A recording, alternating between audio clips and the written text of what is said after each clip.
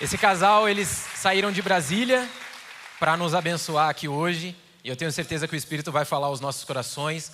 O que precisa estar alinhado aos nossos corações, né?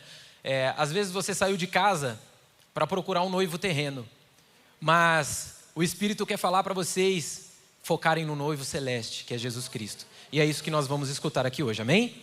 Então eu vou pedir para que vocês estendam suas mãos, para que a gente possa orar aqui pelos nossos irmãos. Senhor Deus e Pai, nós te agradecemos, Senhor, pela oportunidade de estarmos aqui na sua casa. Agradecemos também pela vida desse casal que se disponibilizou, Pai. Saiu da casa deles e falaram assim: eis-me aqui.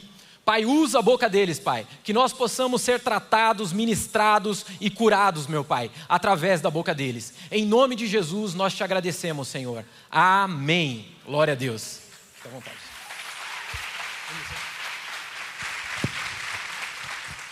Boa noite. Vocês estão me ouvindo bem? Prazer, gente, eu sou a Vitória. Não sei até que eu fico, porque a galera tá pra cá também. Vamos vendo, a gente descobre juntos, tá bom? Eu tenho 29 anos, pra quem não me conhece. Meu nome é Vitória Doso. Tô aqui, gente, pela graça de Deus. E muito feliz de ver essa igreja tão cheia em um culto que é, no mínimo, controverso.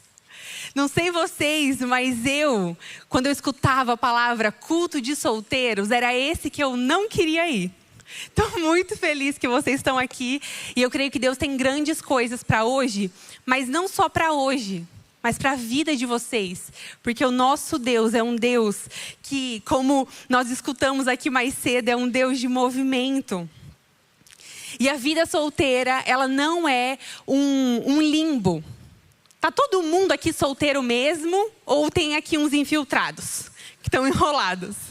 Tem gente aqui noivo, namorando, tem? Então, todo mundo solteiro. Estamos em casa. Eu, agora, não sou mais solteira. Eu estou há 50 dias de me casar com o Cássio, que estava aqui. E eu estou aqui um pouco para... Glória a Deus. É uma bênção estar prestes a me casar, mas o que eu estou aqui para te contar hoje, que o meu testemunho não é o Cássio, mas é o meu Deus, que cuidou de mim e que está cuidando de vocês também. E eu queria te convidar a abrir sua Bíblia. Nós vamos ler uma passagem que eu amo. Vai abrindo em Gênesis 22 comigo, por favor. Queria começar agradecendo à Igreja Lírio pelo convite, ao pastor Diego Menin, que eu tive a honra de trabalhar com ele quando eu trabalhava na Editora Vida. E eu vou te contar assim rapidinho, não é importante saber quem eu sou, não é importante, mas só para te contar, para você também não achar que eu sou uma pessoa aleatória, que eu sou, mas só para te dar um geral. Meu nome é Vitória, tenho 29 anos, estou na internet há 10 anos, falando especificamente com mulheres solteiras há 8 anos. Eu me converti 8 anos atrás e Deus me entregou um ministério sem eu nem saber que era um ministério. Eu sempre gostei, amei mulheres e estou aqui para falar com os homens também aqui hoje, mas o Cássio vai falar também. Mas eu sempre falei com mulheres porque eu entendo a dor que a gente sente puramente por estarmos solteiras. E eu passei muita coisa nessa fase, a gente vai falar mais sobre isso hoje, né, durante a ministração. Mas durante esse tempo, Deus me deu a graça de ter a oportunidade de escrever um devocional. Eu participei de 3 projetos devocionais, com a Editora Vida e com a Editora Quatro Ventos. O devocional Simples Assim e o devocional Simplificando o Secreto, Desenvolvendo o Secreto. Depois trabalhei na Editora Vida, que foi onde eu conheci o pastor Diego Menin. Tive a honra de trabalhar no livro Pense e Ore. Trabalhei também no Seu Maior Problema é Você. E estou aqui hoje para contar para vocês algo que eu sei que só o Senhor Deus pode fazer. E então vamos ler juntos Gênesis 22. Eu vou abrir aqui minha Bíblia. Ela é NVI, mas você pode acompanhar na versão que você tiver. Nós vamos ler a partir do versículo 1 e vamos até o 14. Não, 18. Vamos lá. Depois dessas coisas, Deus pôs Abraão à prova e disse: Abraão. Este lhe respondeu: Eis-me aqui. Deus continuou: pegue o seu filho, o seu único filho, Isaque, a quem você ama, e vá à terra de Moriá.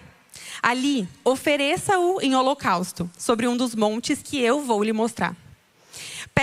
Na manhã seguinte, Abraão levantou-se de madrugada e, tendo preparado o seu jumento, levantou consigo 2 dos seus servos e Isaque, seu filho. Rachou lenha para o holocausto e foi para o lugar que Deus lhe havia indicado. No terceiro dia, Abraão ergueu os olhos e viu o lugar de longe. Então disse aos servos: esperem aqui com o jumento. Eu e o rapaz iremos até lá. E depois de termos adorado, voltaremos para junto de vocês. Abraão pegou a lenha do holocausto e a colocou sobre Isaque, seu filho. E ele, por sua vez, levava nas mãos o fogo e a faca. Assim, os 2 caminhavam juntos. Isaque rompeu o silêncio e disse a Abraão, seu pai: meu pai. Abraão respondeu: eis-me aqui, meu filho. E Isaque perguntou: eis aqui o fogo e a lenha, mas onde está o cordeiro para o holocausto? E Abraão respondeu: Deus proverá para si o cordeiro para o holocausto. E os 2 seguiram juntos. Chegaram ao lugar que Deus lhe havia indicado. E ali Abraão edificou um altar, arrumou a lenha sobre ela, amarrou Isaque, seu filho, e o deitou. Estendendo a mão, pegou a faca para sacrificar o filho. Mas do céu o anjo do Senhor chamou, dizendo: Abraão, Abraão. E ele respondeu: eis-me aqui. Então ele disse: não estenda a mão sobre o menino e não faça nada a ele, pois agora eu sei que você teme a Deus, porque não me negou o seu filho, o seu único filho. Abraão ergueu os olhos e viu atrás de si um carneiro preso pelos chifres entre os arbustos. E Abraão pegou esse carneiro e ofereceu ele em holocausto, no lugar do seu filho. Abraão deu àquele lugar o nome de O Senhor Proverá. E daí dizer-se até o dia de hoje: no monte do Senhor se proverá. Então, do céu, pela segunda vez, o anjo do Senhor chamou Abraão e disse: porque você fez isso e não me negou o seu filho, o seu único filho, que juro por mim mesmo, diz o Senhor, que certamente o abençoarei e multiplicarei a sua descendência, como as estrelas dos céus e como a areia que está na praia do mar. Sua descendência tomará posse das cidades dos seus inimigos, e na sua descendência serão benditas todas as nações da terra, porque você me obedeceu. Vamos orar?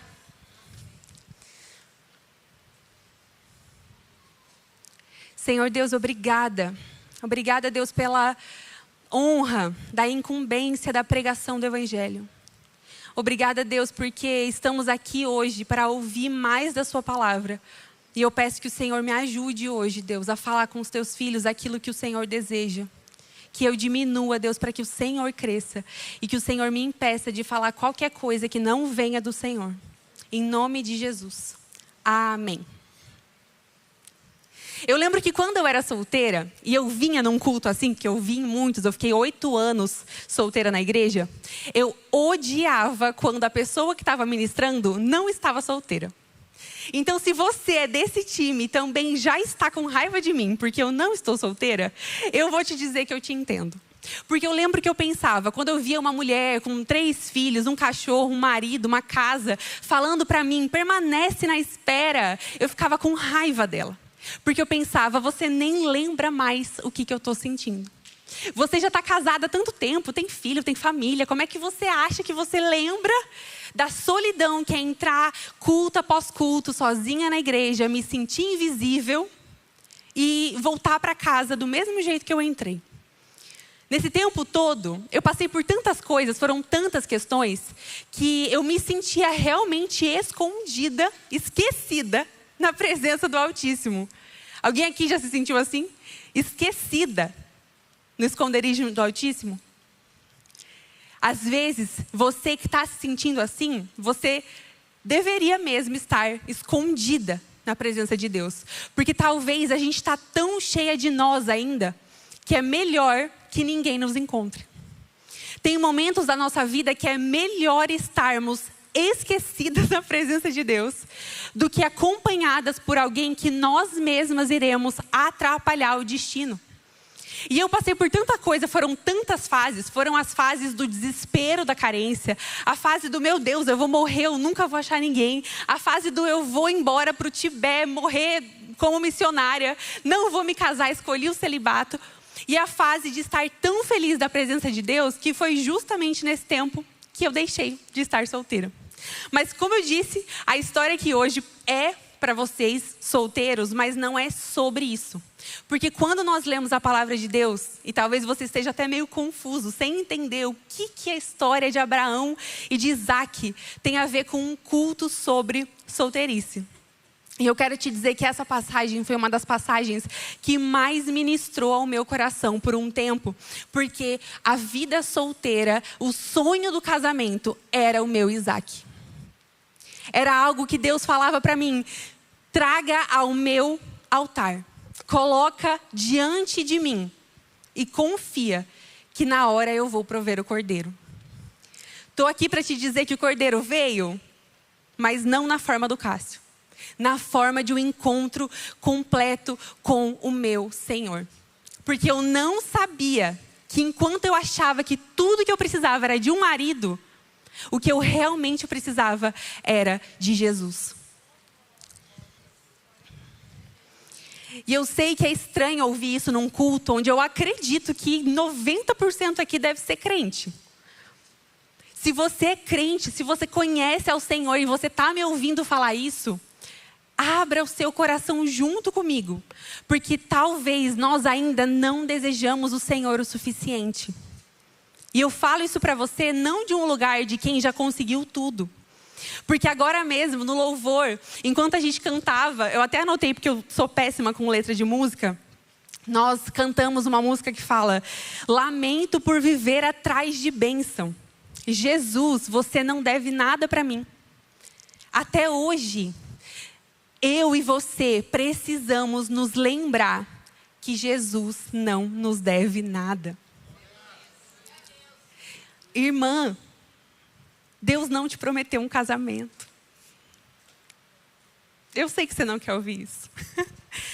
Irmão, a varoa prometida, ela é prometida mais ou menos. Porque na Bíblia nós lemos muitas coisas. Nós lemos que o casamento é plano de Deus. Nós lemos que Deus ama a família. Nós lemos sim que quem encontra uma mulher encontra uma bênção. Mas nós não lemos que essa é a única promessa de Deus. Nós não lemos que essa é uma promessa de Deus. E a gente se engana, porque a gente ainda acha que nós precisamos é de um cônjuge e não do verdadeiro cordeiro. E o cordeiro é Cristo. E o primeiro ponto para hoje é que eu quero que você pense junto comigo. Quem nós amamos? Abraão amava Isaac. Mas nós vemos nessa passagem que ele amava mais a Deus. Eu me lembro que quando, em um momento da minha vida, Deus me pediu o sonho do casamento, eu lembro claramente de onde eu estava, do que eu estava sentindo. E de como a ideia de um marido tinha virado para mim um ídolo. Parecia que nada na minha vida ia acontecer enquanto eu não me casasse.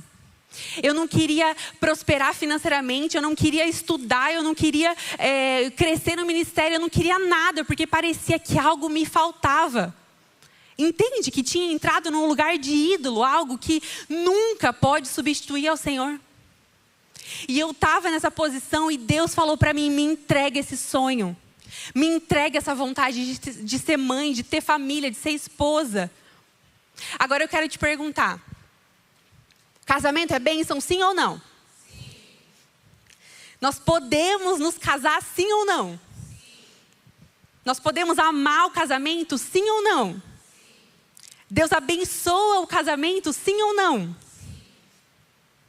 Mas nós podemos adorar o casamento? Filho é bênção, sim ou não? Sim.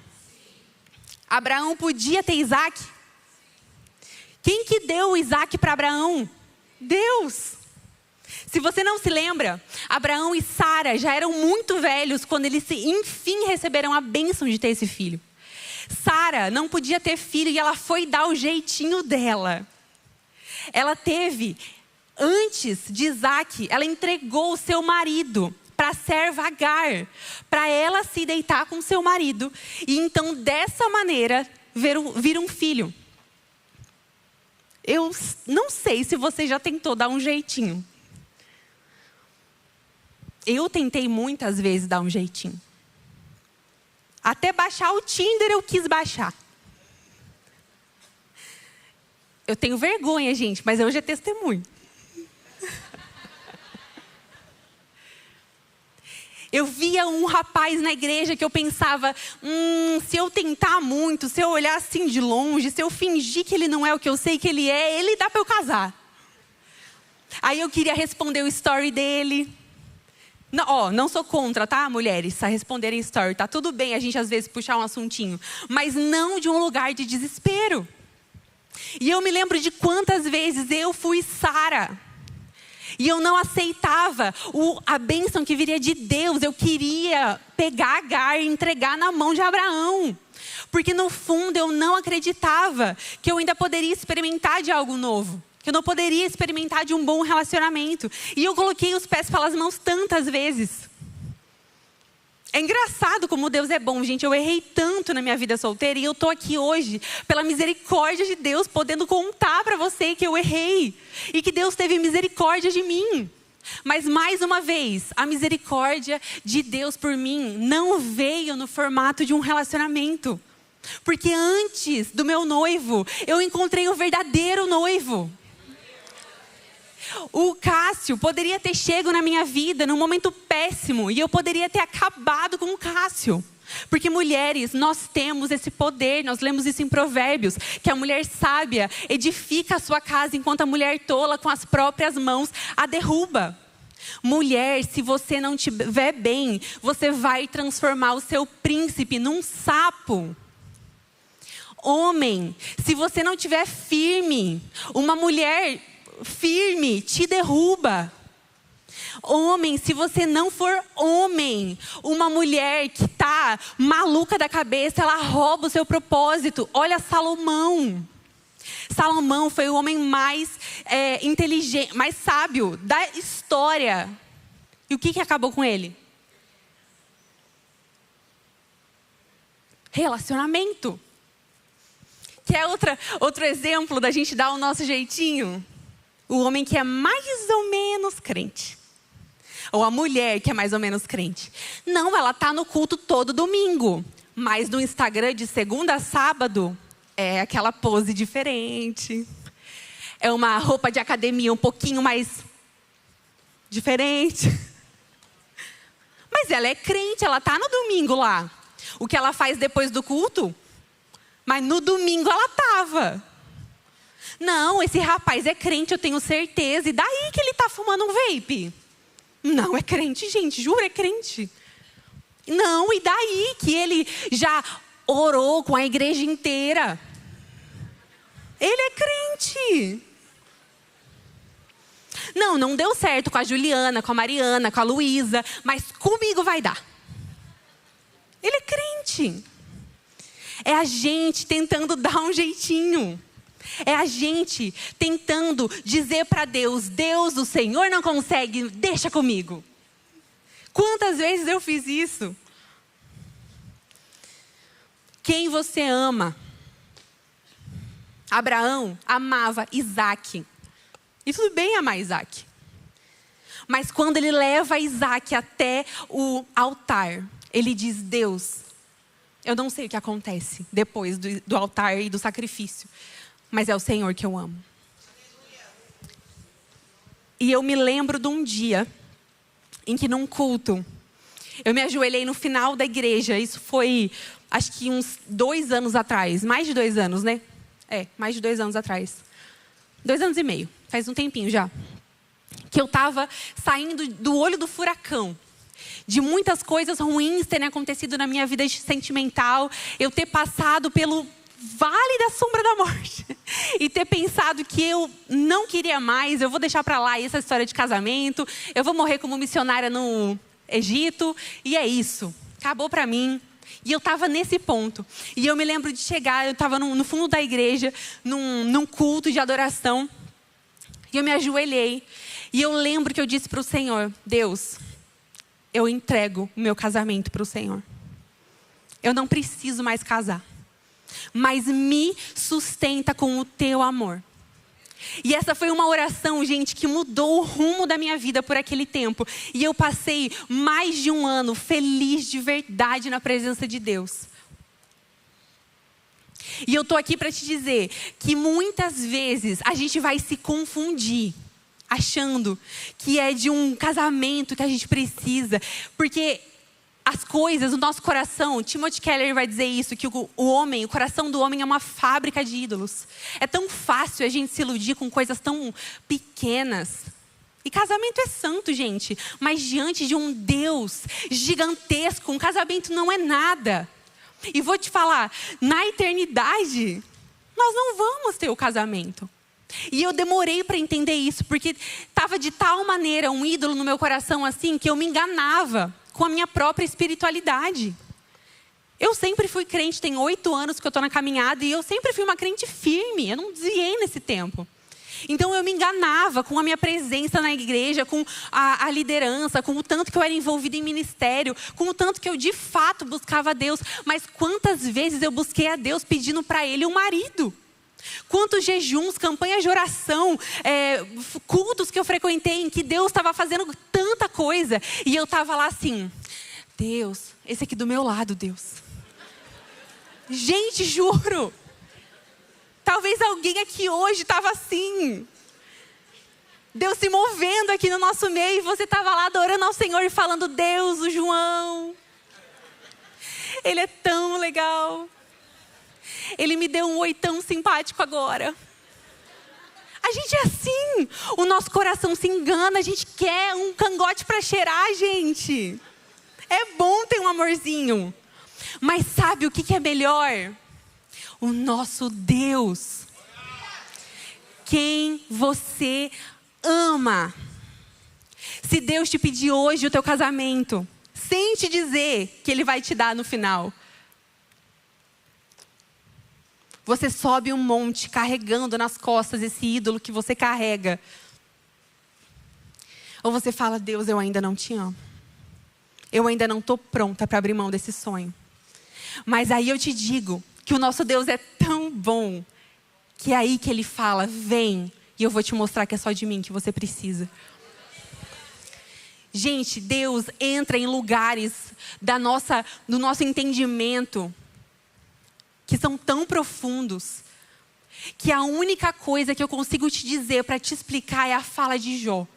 Que Jó vai falar assim no final do livro dele, depois de todo o perrengue que ele passa.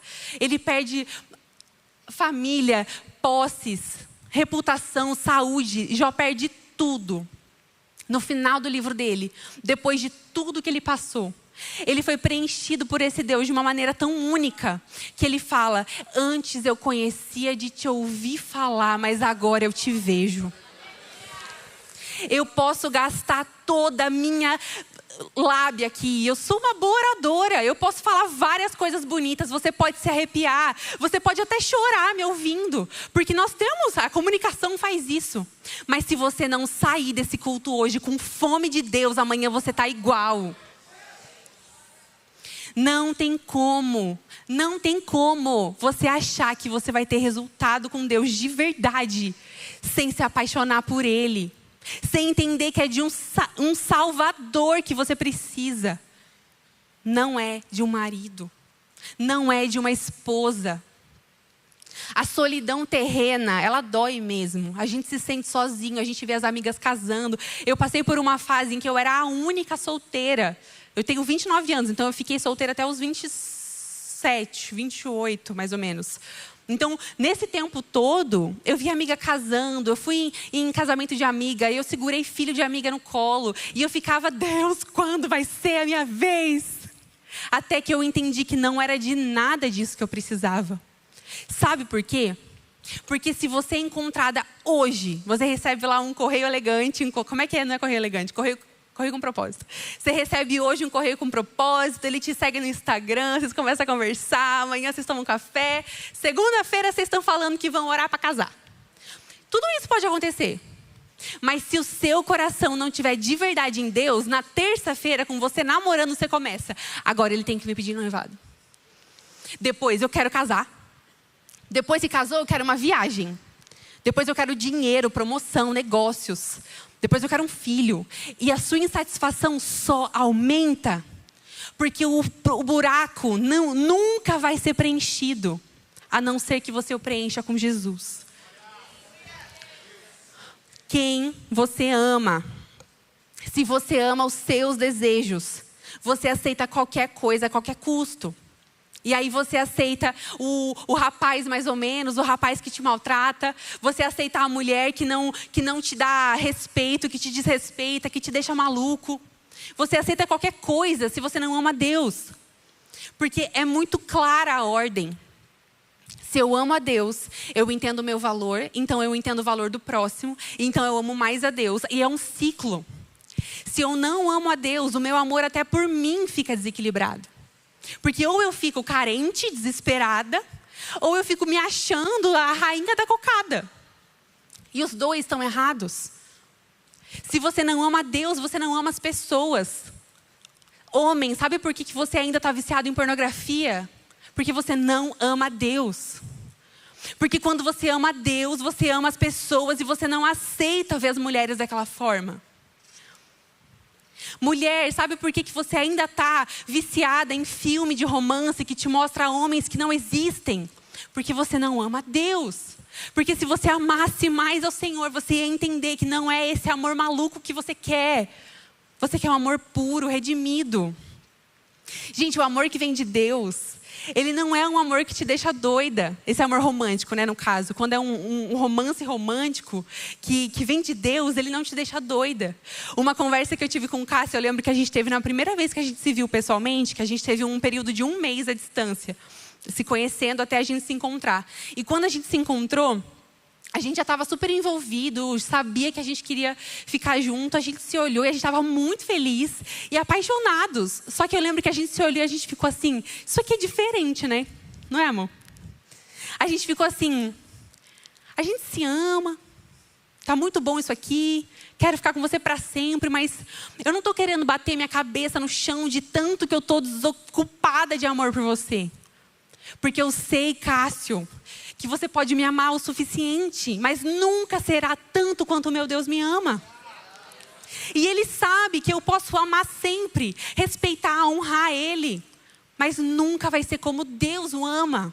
E isso dá pra gente uma liberdade no amor que é tão mais gostosa.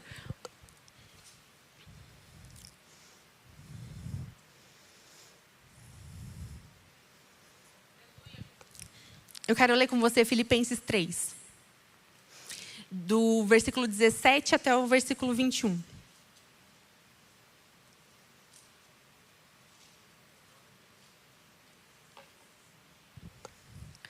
Sede também meus imitadores, irmãos, e tende cuidado, segundo o exemplo que tendes em nós, pelos que assim andam. Porque muitos há, dos quais muitas vezes vos disse, e agora também digo, chorando, que são inimigos da cruz de Cristo. Cujo fim é a perdição, cujo Deus é o ventre. Tem uma outra tradução que vai falar que cujo Deus é o próprio estômago. E cuja glória é para confusão, porque só pensam nas coisas terrenas. Mas a nossa cidade está nos céus, e de onde também esperamos o Salvador, o Senhor Jesus, que transformará o nosso corpo abatido, para ser conforme o seu corpo glorioso, segundo o seu eficaz poder, de também se sujeitar a todas as coisas. Sabe o que é isso? Nós vamos amar o nosso estômago, os nossos desejos, as nossas vontades, enquanto não entendermos a cruz de Cristo. E a Bíblia é tão clara, porque ela chama, Paulo vai chamar, em lágrimas, ele chama essas pessoas de inimigos da cruz.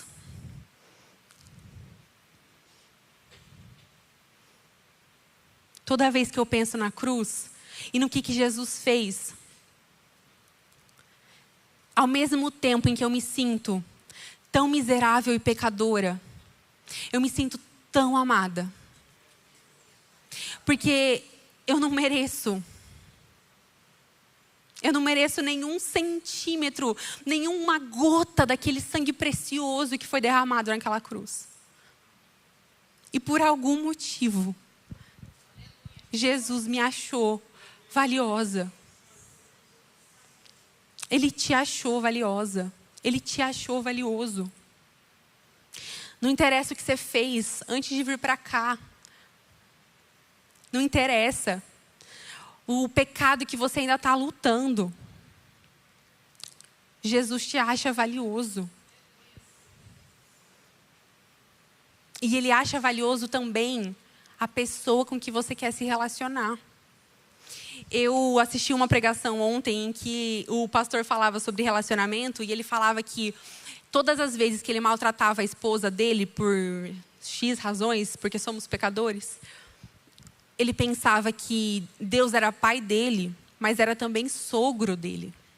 E ele morria de dor assim, e de arrependimento, e ele se voltava para a esposa e reconciliava, porque ele pensava, meu Deus, o Deus que eu sirvo é seu pai. É meu sogro, eu te devo respeito, eu te devo honra. A gente brinca um com o outro, com o corpo do outro, porque a gente não entendeu quem é o pai do outro. Entende por que a gente tem que entender o amor de Deus?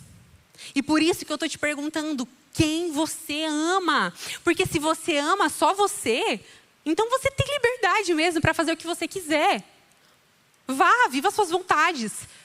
Adore o seu próprio estômago. Você pode, você é livre, você se ama. Mas se você ama a Deus, você não quer satisfazer o seu estômago. Sabe por quê? Porque o seu estômago deseja coisas ruins. Quando eu estou cansada, o meu estômago quer miojo. Não estou nem brincando, é verdade. Ele quer salsicha. Isso me mata. Isso é péssimo. Só de falar aqui, o Cássio já está me olhando feio. Ele odeia que eu como isso. Quando a gente se ama, a gente quer brincar com o outro. A gente aceita qualquer coisa. A gente não está nem aí para guardar a santidade. Mas quando a gente ama a Deus, a gente entende que nós somos tão mais valiosos, que eu não estou nem aí para o que o meu estômago quer. O segundo ponto que a gente consegue aprender com essa passagem é que a obediência vale mais. Você consegue imaginar Abraão levando o seu filho? Tem alguém aqui que é pai ou mãe? Bastante? Imagina, você consegue se imaginar colocando teu filho nas costas ou carregando do lado, né? Porque, inclusive, uma coisa que deixa essa história completamente absurda, na minha opinião, é que Isaac, segundo muitos estudiosos da Bíblia, ele não era uma criança, tá? A gente acha que ele é um menininho. Ele já era um jovem adulto nessa época. Ele era do tamanho dos 6. E eles subindo lá felizão com o pai. E aí, pai, o que a gente vai fazer? E Abraão pensando, eu vou te matar. Imagina isso. Abraão amava esse filho, gente. Esse era o filho da promessa que ele esperou por tantos anos. E de repente ele está subindo um monte para entregar esse filho. Você que é pai ou mãe, é um sentimento que eu não conheço. Mas você que é mãe, você deve conseguir imaginar. Você se imagina subindo aqui, uma favela, entregando o seu filho na mão do pior lá dentro, sabendo que ele não volta, sabendo que vão fazer o que quiserem do teu filho, da tua filha. É isso que Abraão fez. É uma obediência tão louca, tão irracional, que só me faz pensar, Abraão viu alguma coisa. Abraão viu um Deus tão grande que ele pensou, alguma coisa ele vai fazer pelo meu filho. Porque quando a gente vai ler Hebreus, lá em Hebreus 11, nós lemos sobre o hall da fé. O autor de Hebreus vai falar que muito provavelmente Abraão subiu crendo que Deus ressuscitaria Isaac. E ele nunca tinha visto uma ressurreição. Mas ele confiava tanto nesse Deus que ele pensava que, independente da morte, ele não seria prejudicado. Olha como Abraão era bíblico e ele nem tinha A Bíblia. Ele já sabia que a bondade e a misericórdia do Senhor o perseguiam. Ele já sabia que nem a morte, nem a vida poderiam separá-lo do amor de Deus. Ele já sabia que Deus é esse que Abraão viu. Que Deus é esse que Abraão viu, que João viu. Que os discípulos, os apóstolos entregaram suas vidas na igreja primitiva. Foram apedrejados, crucificados. E a gente aqui chorando porque não tem marido? A gente aqui mal porque não vai viajar para o destino dos sonhos? Porque não tem dinheiro? O que é isso? O que vale mais do que a eternidade? Se a gente não entendeu, a gente ainda não viu esse Deus. E eu quero ver esse Deus que me arrancou tudo, que me fez morrer para mim e que me é mais valioso do que qualquer coisa. Isso aqui, gente, é lixo, é podre, não vale essas roupas. Nada tem valor. A gente tem que ver esse Deus. Entender o que os anjos estão cantando. Eles estão cantando lá na sala do trono. Nós lemos que eles estão cantando santo, santo. E aí eles veem outra face de Deus e eles cantam santo de novo. E a gente vê no story da Virgínia. Nenhum problema com a Virgínia. Mas assim, entende que a nossa cabeça está completamente desequilibrada.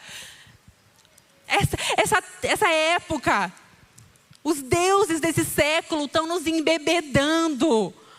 Nós estamos famintos do nosso estômago.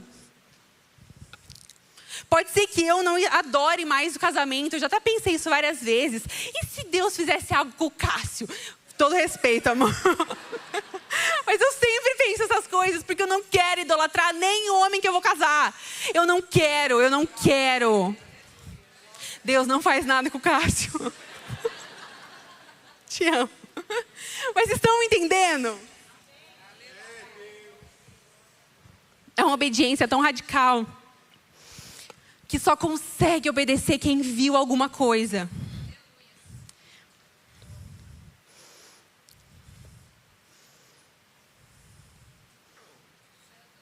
Abraão subiu sem saber o que viria. Será que hoje você consegue parar e pensar aqui, hoje, sábado, dia 18 de abril, não sei o que virá. Não sei se caso, se não caso, se quero aquilo ou se não quero mais, se consigo o que estou planejando ou não. Mas, Deus, eu confio no Senhor.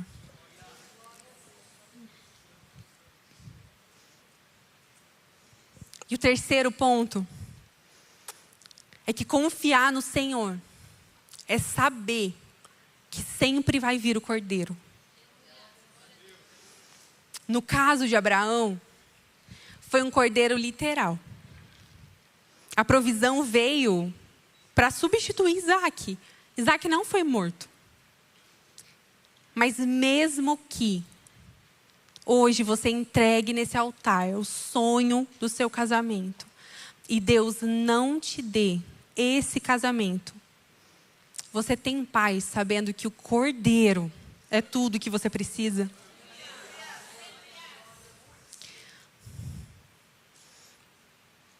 De verdade. De verdade. Eu sei que quando a gente não tem mais perspectiva, quando a gente realmente tem um ídolo, é muito difícil acreditar e enxergar atrás do véu. Mas nada é mais valioso, nem mais impressionante de experimentar do que uma vida de verdade com Deus. Deus não enviou o seu Filho para morrer na cruz, para te curar emocionalmente, para te livrar das suas dores, das suas ansiedades. Isso pode acontecer, eu creio 100% nisso. Eu já experimentei curas absurdas em Deus, mas creio também, obviamente, em psicólogos e profissionais, em várias coisas assim. Mas Deus enviou o seu Filho para morrer na cruz, para te perdoar dos seus pecados e para te reconciliar com Deus. E o caminho que antes era fechado, que nós não poderíamos chegar, que nós não poderíamos acessar. Eu sei que essa é uma igreja bíblica, vocês têm Bíblia, então eu imagino que vocês saibam como era antes de Jesus. O sacerdote vinha todos os anos, uma vez por ano, e ele fazia a remissão dos pecados de todo o povo. Só ele entrava no Santo dos Santos, só ele tinha acesso à presença de Deus. E quando Jesus vem e morre na cruz, ele faz o que nenhum zilhão de cordeiros poderiam fazer. Ele é o cordeiro perfeito, que o sangue foi derramado uma única vez e foi o suficiente. E o véu foi rasgado, o que significa que você não precisa de mais ninguém entre o seu relacionamento com Deus. Você não precisa do pastor orando por você, da irmã do coque, você não precisa, você pode se chegar a Deus. E é isso que Jesus fez. E é esse Deus que nos restaura, que nos redime, que faz em nós todas as coisas novas. É esse Deus que providencia o Cordeiro. E nós vamos nos reunir com Ele na eternidade. E por mais prazeroso que seja qualquer coisa dessa terra, e gente, eu acredito que nós podemos aproveitar das coisas da terra, mas nós não podemos ter as coisas da terra em mais alta conta. E é por isso, com isso em mente, que nós precisamos perseguir a eternidade. Mas às vezes a gente fica tão confuso com os nossos desejos daqui, que são bons, como eu disse, casamento é bom, que a gente se esquece daquilo que é melhor, que é a eternidade e a vida com Deus.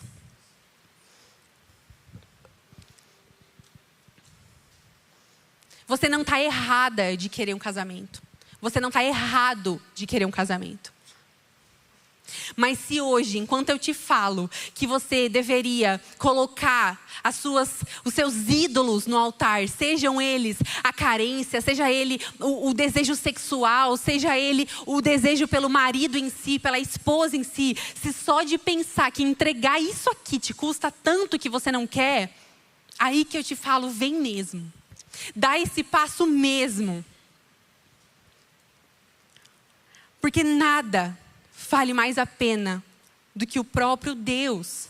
E eu sei, eu estou falando, parece que eu estou falando a mesma coisa e eu posso ficar aqui até 3 da manhã falando. Se você realmente não quiser, de nada vai valer. Você consegue hoje pensar Deus, independente do que seja, independente de qual seja o grande ídolo do meu coração, o Senhor pode levar. Eu confio que o Cordeiro é tudo que eu preciso e que o Senhor vai me dar o Cordeiro. Se isso aqui não te dá paz, se isso aqui te dá medo, eu quero te convidar a se arrepender. A pedir por arrependimento. A pedir por arrependimento do desejo que você não consegue mais controlar, do pecado que você não consegue abandonar, da defraudação, da brincadeira com o irmão, de tantas coisas que podem ser um problema aqui. Eu quero te convidar a pedir para o Senhor convencimento da justiça, do pecado e do juízo. E se a pergunta, quem você ama, você não consegue responder, mas você quer. Você quer olhar para a história de Abraão, você quer olhar para a história de Noé e dizer, o que esses homens viram? Meu Deus, o que esses homens viram? O que fez Estevão ser apedrejado em praça pública? Porque ele viu algo.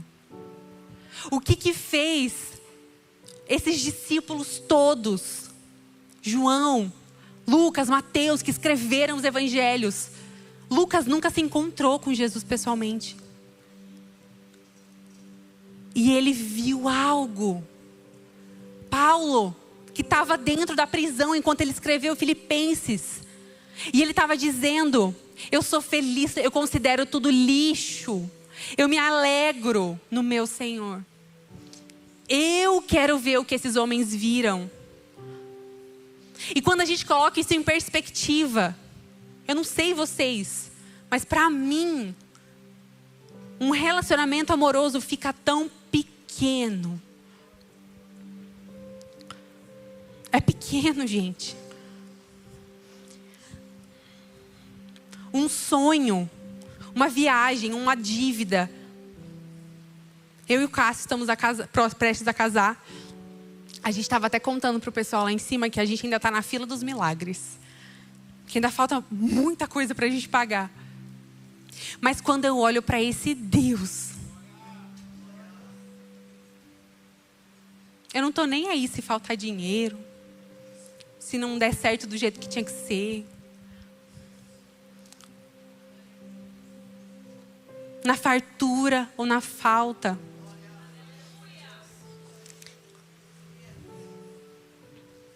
Existe algo que nos alimenta, que só vem dele. A gente pode se enganar tanto, gente. Eu me enganei tanto antes de Jesus. Eu me converti em 2019. Então antes eu tive uma longa história sem Jesus. E eu lembro que eu me enganava com tanta coisa. Com droga, com bebida, com festa, com relacionamento. Nada preenche. Foi um encontro que eu tive com esse Jesus que eu percebi que nada mais valia. Talvez você esteja aqui hoje pensando, eu quero ver isso. Eu nem sei por que eu estou aqui. Tem uma menina aqui que eu acho super bonita, por isso que eu vim. Deixa a menina bonita para lá. Jesus é tão mais lindo. E nós somos lindas. Mas Jesus é infinitamente mais. Quando você olha para Jesus e Ele fala para você que Ele não está nem aí para o que você fez ontem, para a mentira que você contou, para o pecado que você caiu, que Ele continua te desejando, Ele continua te querendo. Ele continua te dizendo, vem, eu te reconecto com o Pai. Os seus pecados estão perdoados, você vai morar comigo na eternidade. Quando a gente escuta isso, o que mais vale? Nada mais vale, gente. A eternidade é a nossa certeza.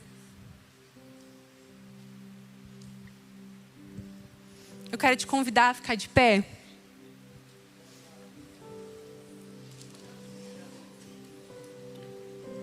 Tenta não se distrair.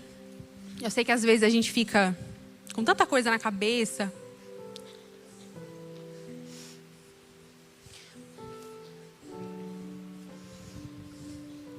Mas eu sei que tem alguma coisa a mais que te trouxe aqui hoje, sabe?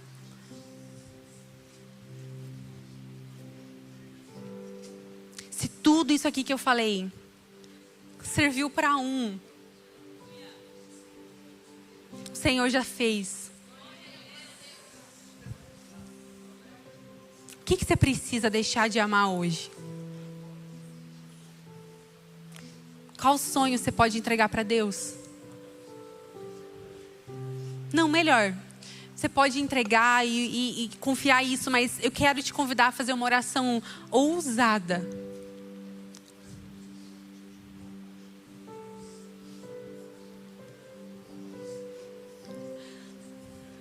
Jesus, nós queremos te ver.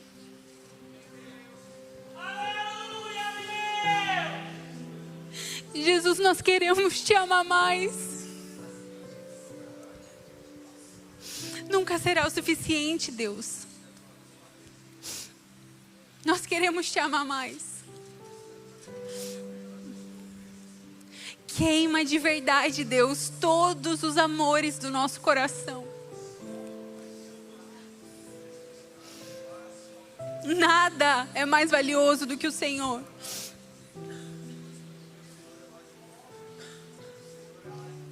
Fala para Ele. Eu não posso falar por você. Eu não posso.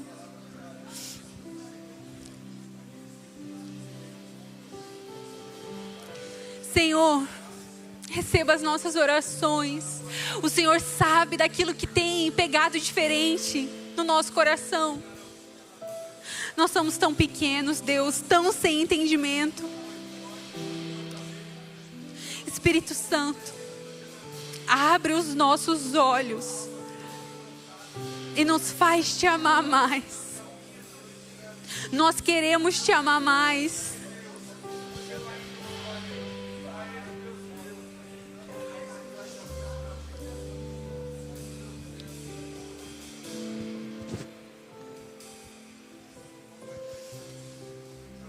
Fala com o Senhor.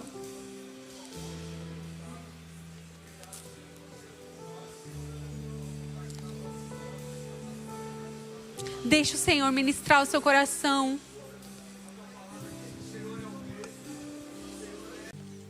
Deus é bom. Quantos aqui estão felizes nessa noite? Pregar depois dessa mulher aí vai ser tenso. Olha que coisa linda. Eu sou apaixonadinho nela, não tem como não. Dá a Bíblia, por favor. A Bíblia. Gente, deixa eu me apresentar para vocês. Já fui apresentado brevemente. Prazer, meu nome é Cássio. Tenho 27 anos.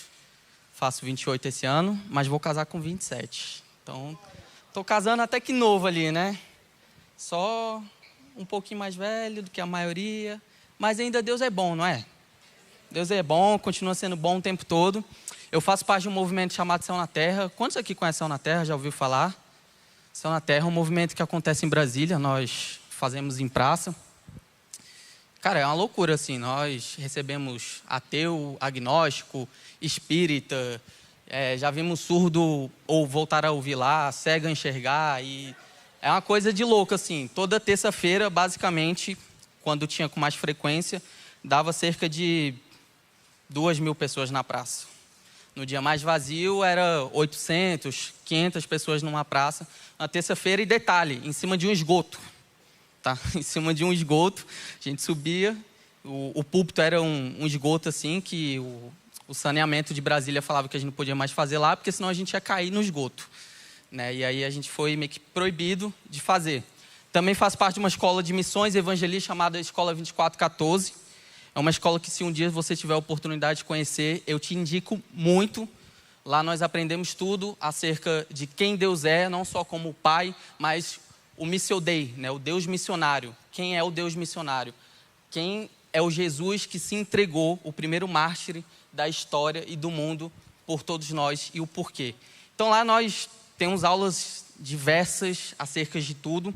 Se você queima isso no seu coração, eu te indico a conhecer Escola de Evangelismo e Missões 2414. Amém? Vamos lá. Eu gostaria de fazer uma oração antes de começar. Eu sei que nosso tempo não é muito longo, mas a Vitória trouxe uma mensagem muito poderosa, uma mensagem que ela tem carregado dentro do seu coração. Desde quando nós começamos a nos relacionar, ela sempre falou sobre isso. Cara, eu vejo muitas mulheres que estão desesperadas e homens também para casar, mas que muitas das vezes, nesse desespero, acaba esquecendo sobre quem Deus é, né, e sobre a eternidade. Eu gostaria de focar um pouco nisso nessa noite. Amém? Espírito Santo, nós oramos para que os nossos corações estejam completamente cheios e saciados somente por Ti, Jesus. Que nada mais preencha o nosso coração a não ser a Tua presença, Pai. Que tudo que venha seja como um extra, como um bônus nas nossas vidas. Que o Senhor seja o principal no nosso coração, na nossa mente, no nosso desejo. Que nós venhamos desejar o Senhor, Pai. Que essa noite não seja só mais um sábado, só mais um culto com um tema. Que não seja somente mais uma pregação, 2 pregações, momentos proféticos, louvores, mas que seja uma noite que crave em nossos corações essas palavras, Senhor. Não que vem de mim, não que vem da Vitória, mas que vem do Senhor. E oro para que os meus irmãos nessa noite saiam daqui, Jesus, completamente cheios e saciados pela Sua presença, desejando cada vez mais. Em nome de Jesus. Amém.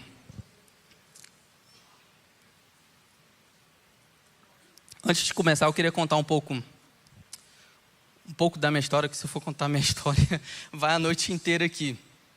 Quando eu conheci a Vitória, Eu estava saindo de um momento muito crítico da minha vida, até compartilhei com o pessoal ali na sala. Né? Eu vinha de um momento depressão, remédio descontrolado, Rivotril, antidepressivo e tudo mais.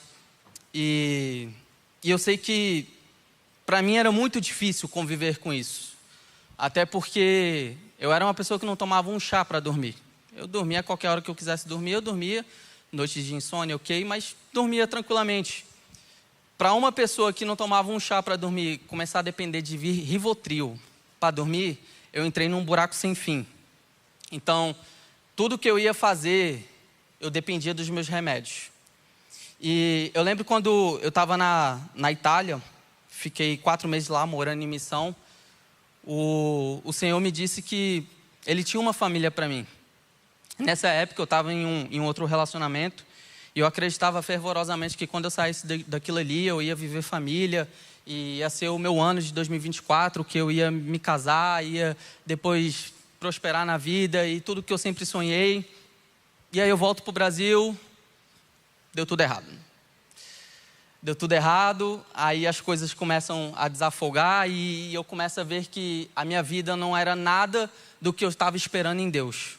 Porque a minha expectativa estava num relacionamento, não estava mais no Senhor. Minha expectativa estava no que ia acontecer pós a missão. Então, o meu Deus, ele começou a se tornar o meu possível casamento que eu poderia ter tido. E aí eu lembro que depois disso, eu sou diagnosticado com depressão, com transtorno traumático pós-infância.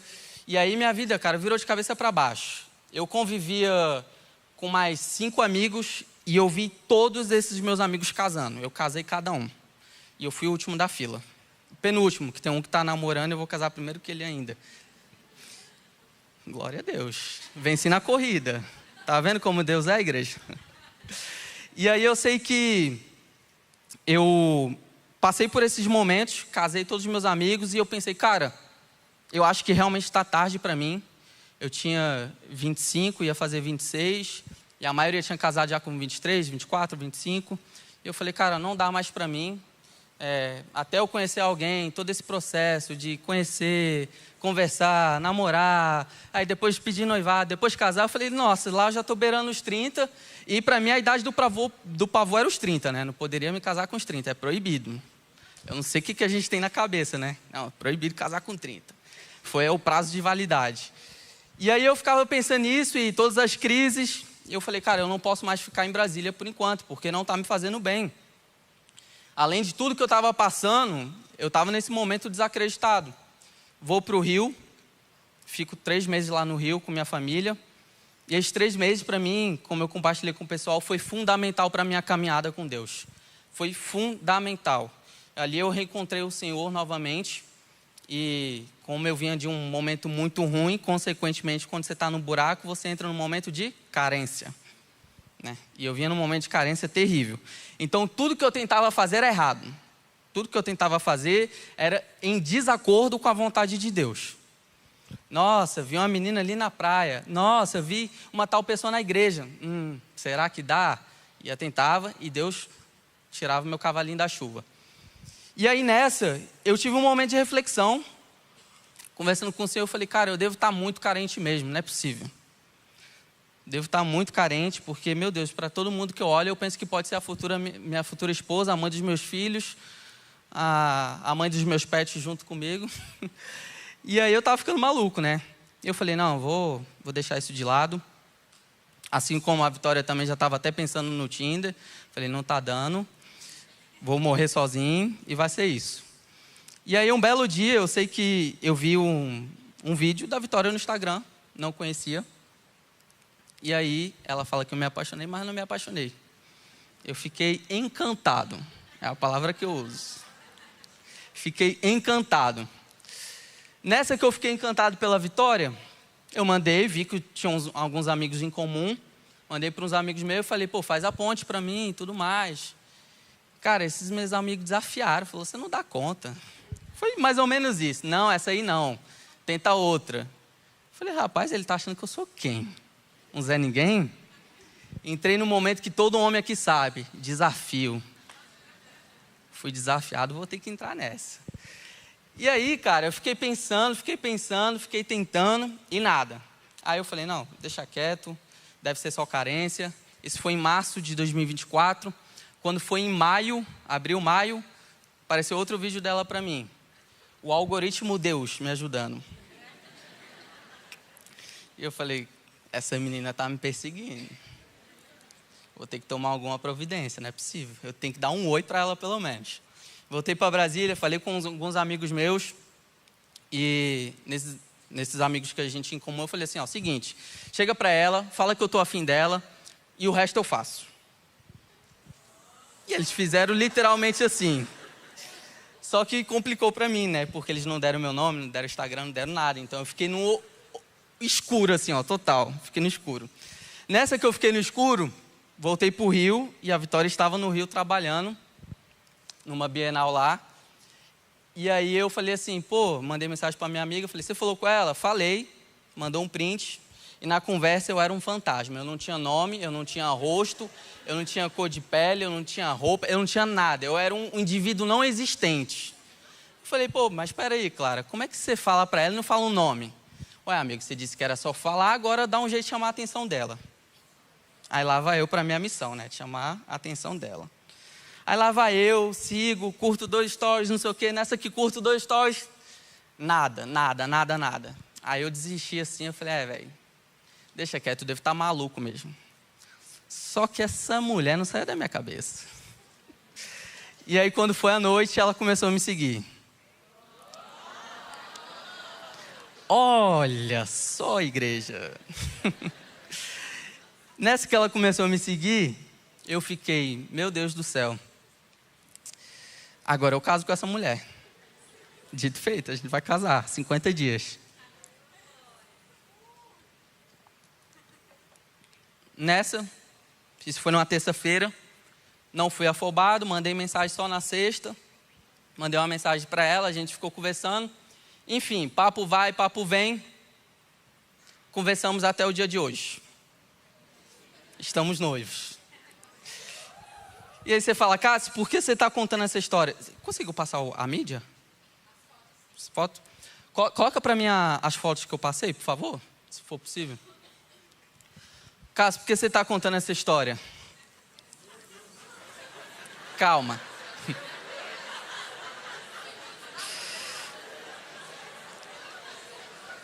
Ah, vocês estão rindo dessa, né? Tá, vamos lá. Eu estou contando essa história para vocês porque, assim como a Vitória e assim como todos nós um dia, tivemos o casamento como ídolo. E eu acho que no ambiente congregacional, isso se torna cada vez mais perceptível nas nossas vidas. Porque a gente vê irmãos casando, a gente entra na igreja, às vezes, o casamento anterior, quando a gente era do mundo, não deu certo, a gente entra solteiro e a gente fica com a expectativa de ter um outro casamento. E eu lembro que cada fase dessas fotos aqui foi uma fase minha muito ruim. Isso aqui é eu pregando numa rave. Minha skin é evangelista, tá? Alguém já foi do mundo e já foi para uma rave? Ah, tem uns gatos pingados aí, ó. Esses aí sabem o que eu estou falando. Isso aqui é coisa de maluco, bicho. Aqui é literalmente o que Paulo faz. Fiz-me louco para com os loucos. Dia 25 de setembro de 2022. Estava acabado, dia do meu aniversário. Uns amigos meus me chamam para pregar numa rave. Bora. Algum dia de junho aí de 2024. Missão no Rio Grande do Sul. Que eu fiz após toda essa catástrofe que teve lá. Aqui eu estou sorrindo. A gente por dentro estava mais podre que um gambá. Eu não sei dizer o quanto estava podre, tão ruim. Estava no fundo do poço. Estava na missão. E por que eu estou falando isso? Não é porque eu sou melhor que vocês. Eu aqui não sou ninguém, eu não sou nada. Eu não sou nada. Mas a partir do momento que eu entendi que a maior preciosidade que eu carrego é a palavra de Deus, um casamento para mim, mesmo nas épocas más, não significava nada. Nada comparado a quem Deus é na minha vida. Aqui eu estava tentando com uma garotinha aí que eu nem lembro mais o nome dela, não deu certo. Aqui eu tinha meio que acabado de terminar, 1 semana antes de terminar. 1 semana antes de terminar. Mas estava no centro da vontade de Deus. E o que importa pra gente não é... Ah, tem um vídeo? Vídeo não? Pena. Tudo bem. Tem um vídeo que eu estava no Chile pregando. É um vídeo muito precioso também. Minha irmã tinha acabado... Aí, ó.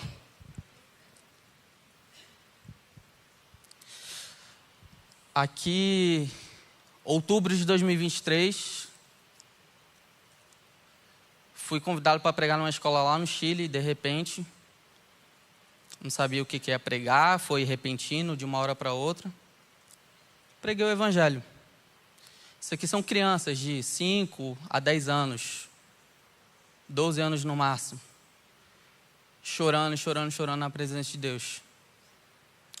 Sabe o que tinha acontecido 2 dias antes disso aqui? Minha irmã tinha me ligado falando que tinha perdido o bebê.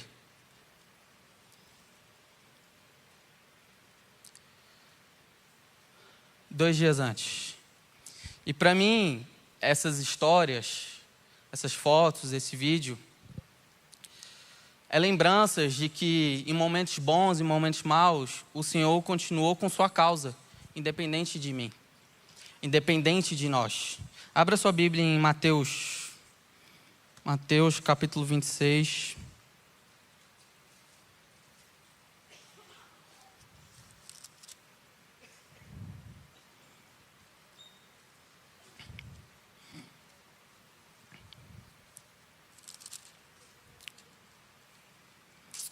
Versículo 36, 26, 36, vamos até o 39. Em seguida, Jesus foi comer com eles a um lugar chamado Getsêmani e disse aos discípulos: sentem-se aqui enquanto eu vou lhe orar. E levando consigo Pedro e 2 filhos de Zebedeu, começou a sentir tomado de tristeza e angústia. Então lhes disse: minha alma está profundamente triste até a morte. Fiquem aqui e vigiem comigo. Algumas traduções vai dizer: fiquem aqui e orem. E adiantando-se um pouco, prostou-se sobre o seu rosto sobre o chão, orando e dizendo: meu Pai, se é possível, afaste de mim esse cálice. Contudo, não seja como eu quero, em si e sim como tu queres. Aqui é uma passagem que Jesus, antes de ser crucificado, ele começa a se sentir angustiado e triste. E muitas das vezes a gente pensa: mas Jesus não era 100% Deus? Sim, era 100% Deus, mas também 100% homem. E eu costumo dizer, eu não sei se isso a Bíblia diz em algum lugar, mas Jesus, Deus, foi tão perfeito que Ele não enviaria somente um 100% Deus para a terra, mas enviaria também uma pessoa que fosse 100% homem, sentisse as dores, se compadecesse, sentisse angustiado. Porque como é que eu me conecto com uma pessoa que não sente dor? Como é que eu, 100% Deus, me coloco num lugar de uma pessoa que sofre todos os dias? Eu preciso também descer como 100% homem. Então Jesus abre mão de toda a sua glória, de toda a sua celestialidade. Ele abre mão de tudo que ele tinha de bom no céu, na eternidade, onde não há nada de mal, e desce à terra. E aí o texto, quando Jesus fala, ora a Deus falando: se possível, afaste de mim esse cálice. Aqui não é um cálice como nós pensamos, uma taça. Aqui é uma referência a Isaías, ao cálice da ira de Deus. O que Jesus estava falando para Deus Pai era: Deus, se possível, se o mundo puder ser redimido por conta própria, afasta de mim esse sofrimento que o Senhor carrega. Mas contudo, não seja como eu quero, mas que seja a sua vontade, Senhor. Resultado? Jesus ficou triste, angustiado, mas foi crucificado. Passou pela crucificação, foi chicoteado, sofreu por dores, lanças em suas costelas, esponja com fezes para ele beber. Não era água, era restos de fezes. Seu corpo começa a sair água e sangue. E Jesus grita no alto da cruz: Deus meu, por que me abandonaste? E Deus fica em silêncio. E aí quantas vezes nós estamos com coisas nem comparadas a isso, mas no momento de sofrimento, e a gente fala: Deus meu, por que me abandonaste? Deus meu, porque meu casamento não deu certo. Deus meu, porque o meu filho não se converteu ainda. Deus meu. É sempre o questionamento. Mas deixa eu te falar uma coisa: você não tem poder de mudar nada na vida de uma outra pessoa, a não ser Deus através da sua vida, irmão. E você também não tem o poder de mudar nada na sua vida, a não ser o próprio Deus. Quando eu conheci a Vitória, foi quando eu larguei o controle de mão. E não que isso seja uma recompensa. É legal casar, cara. Eu não estou casado ainda, mas vou experimentar isso daqui a pouco. É legal estar noivo, é legal você passar por esses processos. Cara, mas o mais legal é você viver a plena vontade do Senhor. Cara, presta atenção, o próprio Deus. É por isso que eu acho que nenhuma religião consegue nem se comparar ao dedo midinho do cristianismo. Porque Buda está morto lá. Todos esses deuses que eles intitulam que existiu um dia, está morto. Não tem nenhuma prova que existiu praticamente. Nada. Mas o cristianismo, o próprio Deus, desce à humanidade para amar um povo doente, um povo julgador, um povo que só pensa no próprio umbigo. O próprio Deus desceu à humanidade para morrer por mim e por você, porque nós não seríamos capazes de nos entregar. E tudo que nós poderíamos fazer não seria suficiente para passar a ira de Deus, porque Deus está virado com o mundo.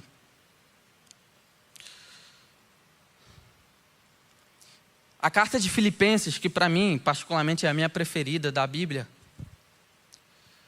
fala que Paulo estava preso.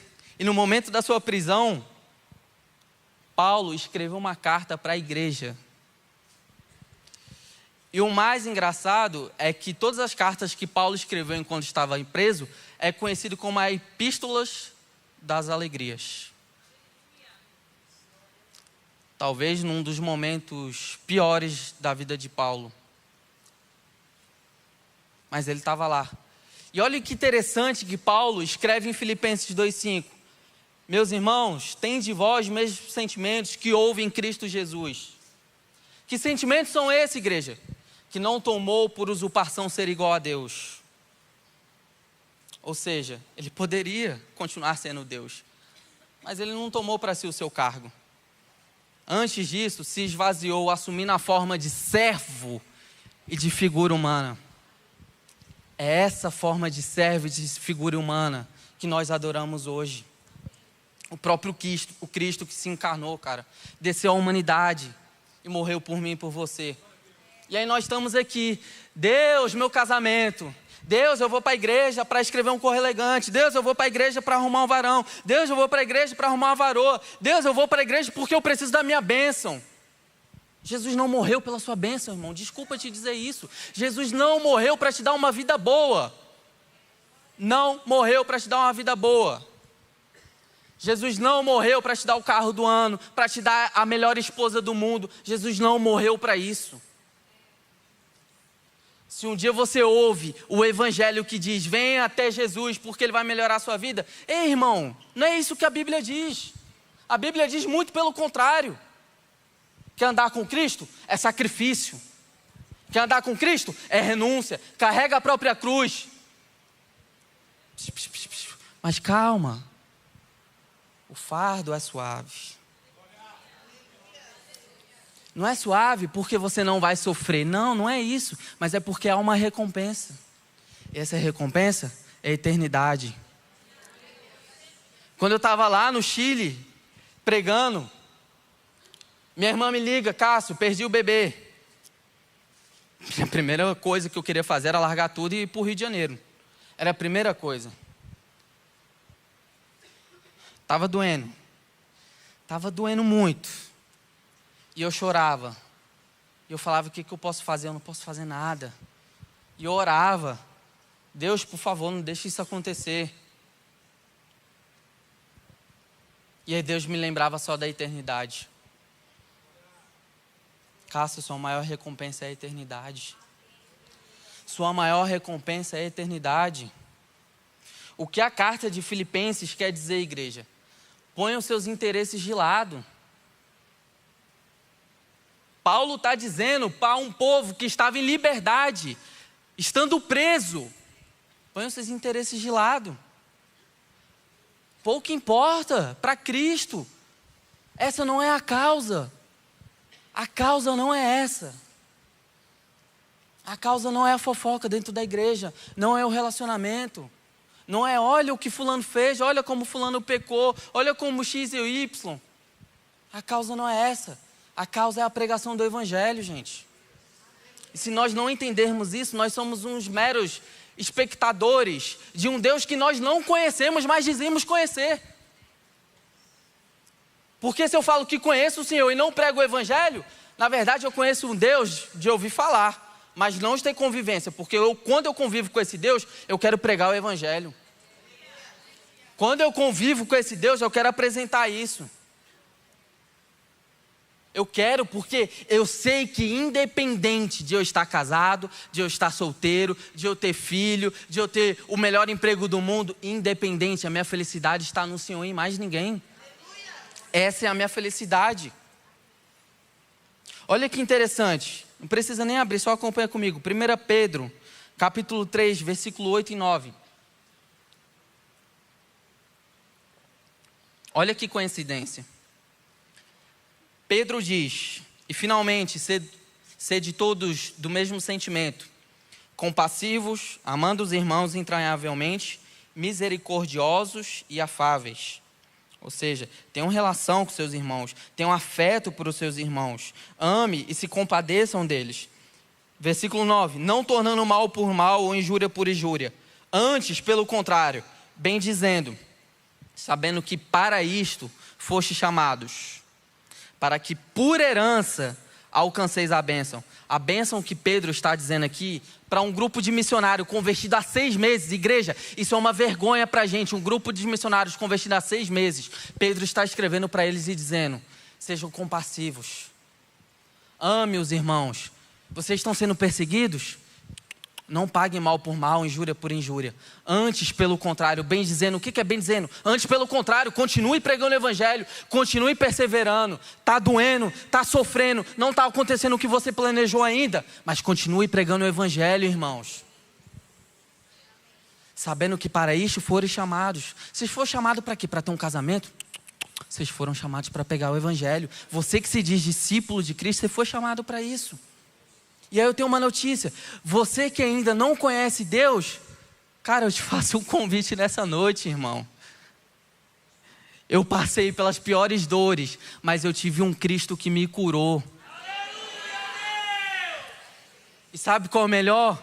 Eu encontrei a faceta de Deus enquanto eu pregava o evangelho para aqueles que também estavam caídos.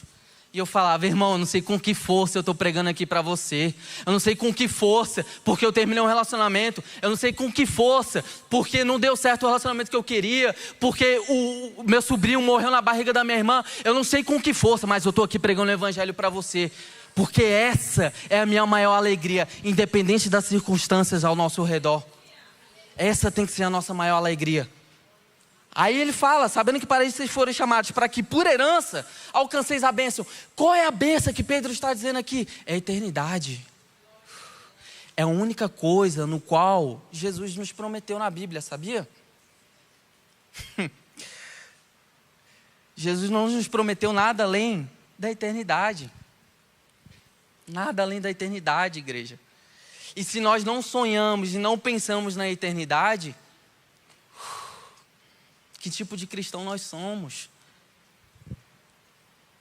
Irmãos, desculpa, mas se nós não pensamos, não desejamos a eternidade, a nossa religião se torna como uma qualquer outra.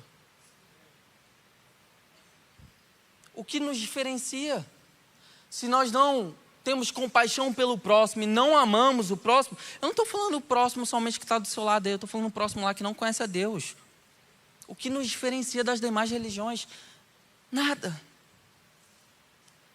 Porque se você for aqui em qualquer área de periferia, moradores de rua, na Cracolândia, você vai ver espírita lá entregando roupa, tentando ajudar, entregando alimentos. Ousa dizer que muitas das vezes, infelizmente, mais do que nós, cristãos, do que a própria igreja. Você vai ver lá eles fazendo isso. Obras, tem várias religiões que fazem isso. Várias. Mas o que diferencia o cristianismo é a compaixão. É eu quebrado, não tendo nada do que eu quero ainda. Nada do que eu desejei, almejei para a minha vida, escrevi na minha agendinha lá, nos meus planos de 2026. É olhar para um irmão que eu não conheço e nunca vi na minha vida, sentar ao lado dele e começar a chorar pelas dores dele. Essa é a diferença do cristianismo. Porque os fariseus estavam lá, arrotando palavras. Aí Jesus chega e senta do lado da prostituta. Mas que Messias é esse que se rebaixa a esse povo? Mas que Messias é esse que andam com beberrões, prostitutas, moradores de rua, aqueles que são excluídos pela sociedade? Que Messias é esse que vem e chega num jumentinho que não está de poste do ano? Que Messias é esse que está lá na balada pregando o evangelho? É o Messias que se compadece por aquele que não conheceu a eternidade ainda. Colossenses 3, versículo 1 ao 4. Uma vez que vocês ressuscitaram para uma nova vida com Cristo, mantenham seus olhos fixos na realidade do alto, onde Cristo está assentado à direita de Deus. Pensem nas coisas do alto e não nas coisas da terra, igreja. Pois vocês morreram para esta vida. Essa vida não cabe mais a vocês que nasceram com Cristo. Agora a sua verdadeira vida está escondida em Cristo Jesus. E quando Cristo, que é a sua vida, for revelado ao mundo inteiro, vocês participarão da glória dele. A equipe de louvor pode subir, por favor. Romanos 8, 18. Porque para mim tem um certo que as aflições desse tempo presente, não são para se comparar com a glória que há de ser revelada em nós. Que glória é essa que há de ser revelada? Eternidade. Ei, o que Paulo está dizendo aqui não é a glória a ser revelada é o seu casamento, é o relacionamento, é o carro do ano. É a eternidade. Essa é a glória a ser revelada, igreja. Quando é que nós, como igreja, perdemos os olhos da eternidade e focamos mais nos olhos das coisas terrenas? Quando? Quando, igreja? Nós precisamos olhar para Cristo. E Ele é o suficiente na nossa vida, cara. Se Cristo não for o suficiente, o que será suficiente? Porque como a Vitória falou, você vai casar, você vai ter filho, aí você vai querer o carro do ano, aí você vai querer estar na melhor igreja, aí você vai querer ter mais outro filho, aí você vai querer ser promovido de novo, aí você quer se aposentar, ter uma casa na praia. Nunca está satisfeito. Nunca. A Bíblia diz em Eclesiastes 3:1, dentro de todo o seu anseio pela eternidade. E para nós cristãos, nós conhecemos a eternidade. Mas quando nós começamos a ansiar demais as coisas da terra, o que está dentro do nosso ser aqui não é a eternidade verdadeira. É a eternidade passageira. Porque a eternidade pode ser o seu sonho que você sempre almeja. A eternidade pode ser o casamento que você sempre sonhou, assim como eu sempre sonhei. Eu não quero endemonizar casamento aqui, gente, é bênção. Quem está casado aqui vai dizer melhor do que eu não sou ninguém. A eternidade pode ser várias coisas. Já viu o agnóstico? Que ele fala assim, eu não sei, para mim não é esse Deus que vocês dizem aí, mas eu acredito que existe alguma coisa. O que está dizendo dentro dele? Dentro de todo o seu anseio pela eternidade. Ele só não reconheceu a eternidade ainda. Uma vez eu evangelizando, o cara falou para mim que Deus poderia ser até um bicho, um cavalo. Eu falei, bicho, a tua imaginação é fértil mesmo, hein?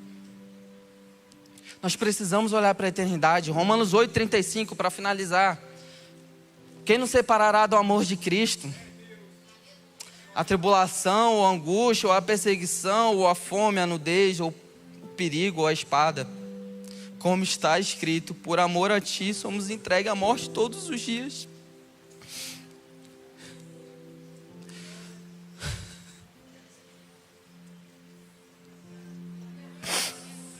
Somos reputados como ovelhas para o matadouro. Quem nos separará do amor de Cristo, igreja?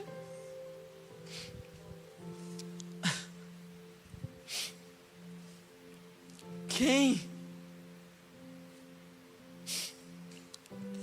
Nada pode nos separar do amor de Cristo, porque o amor de Cristo não depende de nós, depende somente dele. Se coloque de pé no seu lugar nessa noite.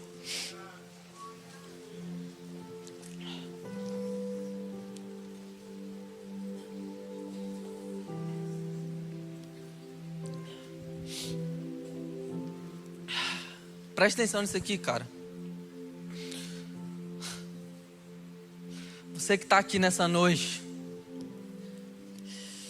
você conheceu o Senhor há 30, há 10, há 1 ano, ou talvez você não tenha conhecido o Senhor ainda nessa noite, ou talvez tudo que eu esteja falando aqui para você pode parecer metade grego, metade português, não estou entendendo o que esse menino fala, porque ele está chorando nesse púlpito.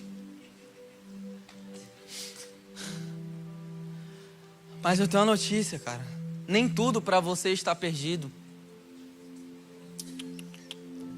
A não ser que as suas afeições estejam ligadas a essa terra. Aí eu vou te dizer com muito temor, meu irmão, para você até então tudo está perdido.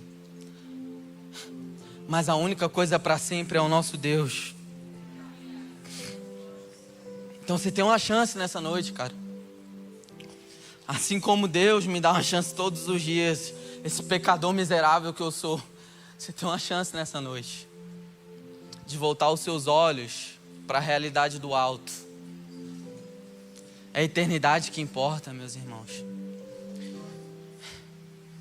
Quando você estiver num relacionamento, no casamento, e a eternidade não for importante para você, você vai ver que com o tempo, o seu casamento não vai ser tão magnífico quanto você pensou.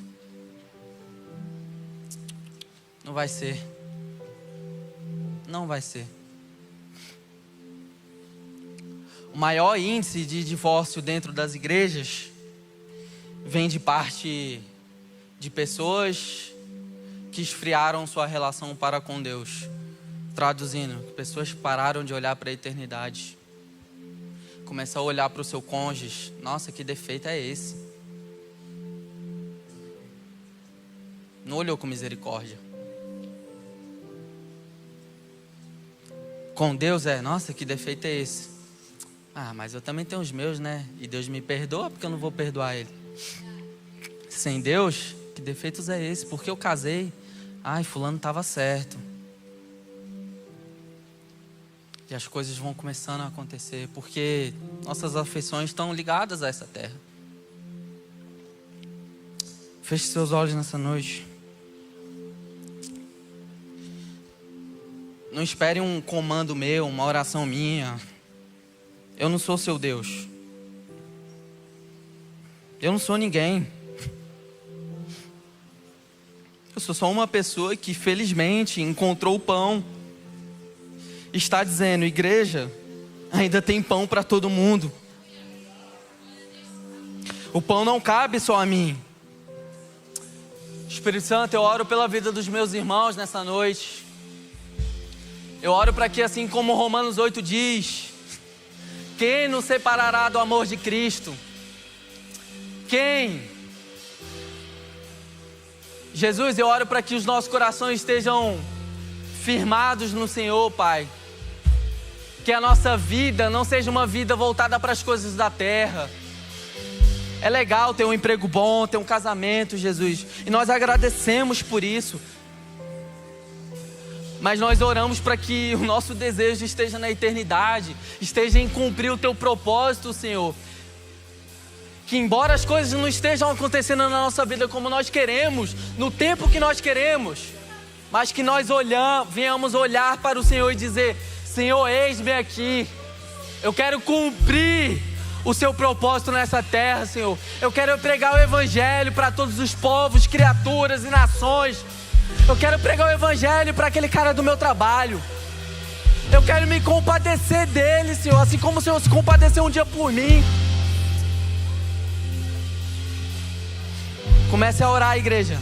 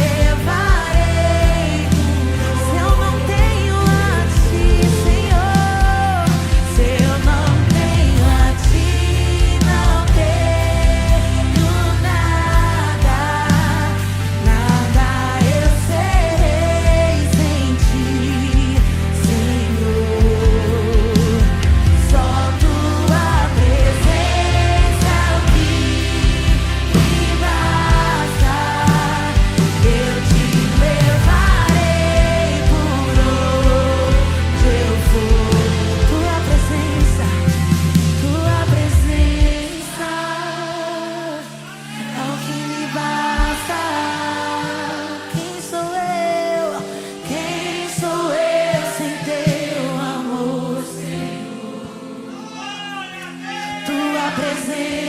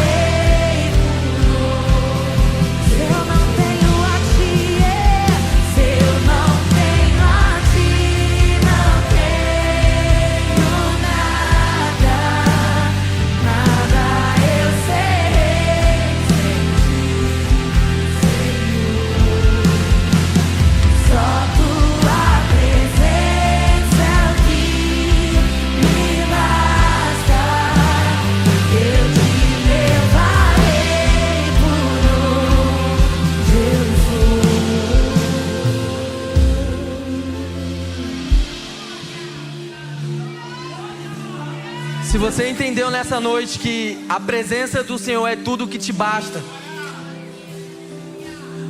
o ato de vir aqui pra frente não é o que vai mudar na sua vida, mas nós gostaríamos de orar por você. Se você entendeu isso nessa noite, vem aqui na frente, nós queremos orar por você.